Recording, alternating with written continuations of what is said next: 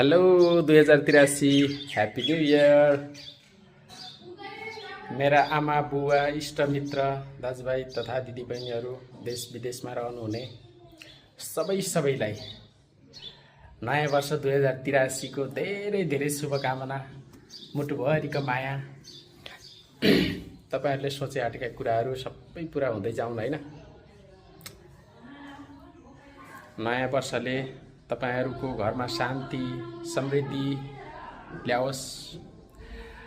मसँग कसैलाई मनमुटाव छ भने, कसैलाई नराम्रो गरेको छु भने माफी माग्न चाहन्छु है। आउने वर्ष 2083 तपाई हाम्रो मित्रतासँगै सबै कुरा, देश जनता हरेक घर परिवार सबैको भविष्य राम्रो हुँदै जाओस्।